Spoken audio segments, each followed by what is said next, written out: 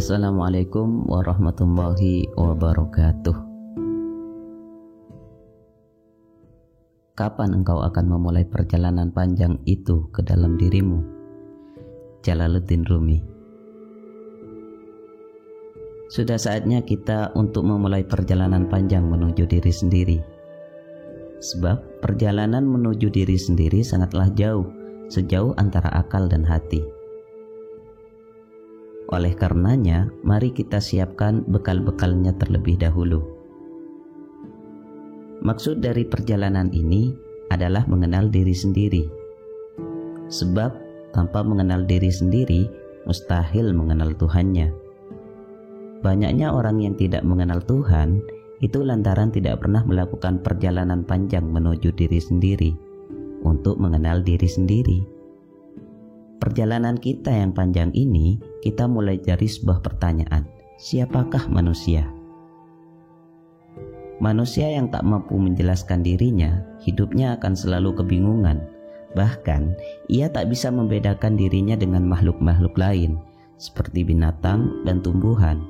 Misal, berapa banyak orang yang sifat dan sikapnya seperti tikus? Ini bukti bahwa dia sudah tidak kenal siapa dirinya. Untuk itu, mari kita bergerak maju, berkelana menuju diri sendiri dengan memahami 3 unsur, yaitu jasad, jiwa, dan ruh. Unsur yang pertama ialah jasad. Jasad manusia terdiri atas anggota tubuh. Kita pasti sudah mengenalnya secara baik, begitu juga dengan fungsi-fungsinya.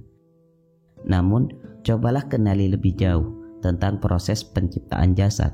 Untuk apa jasad yang terdiri dari beragam anggota tubuh itu diciptakan? Setelah mengenal jasad, selanjutnya mari kita mengenali unsur yang kedua, yaitu jiwa. Jiwa manusia memiliki 2 pengertian, yaitu jiwa sebagai nafsu dan jiwa sebagai manusia. Jiwa sebagai hawa nafsu tentu condong pada sifat-sifat tercela yang menyesatkan, sehingga perjalanan kita menjadi semakin jauh. Sebagaimana firman Allah Subhanahu wa Ta'ala, dan janganlah kamu mengikuti hawa nafsu, karena ia akan menyesatkan kamu dari jalan Allah. Di antara hal yang berkaitan dengan hawa nafsu ialah hati. Hati inilah yang berperan penting dalam diri kita. Di dalam perjalanan menuju diri sendiri, hati yang merupakan penerang ini harus kita jaga.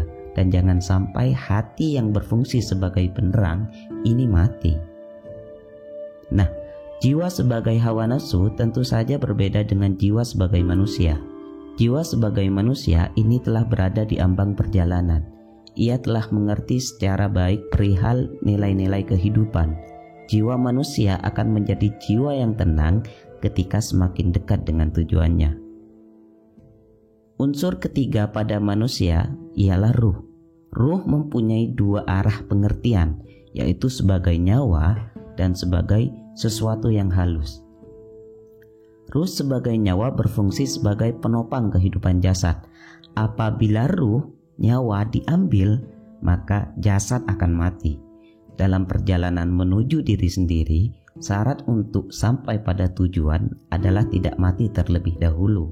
Untuk itu, pastikan kita mengenal siapa kita sebelum mati, agar mati dalam keadaan tenang. Dalam pengertian yang kedua, ruh sebagai sesuatu yang merasa, mengerti dan mengetahui.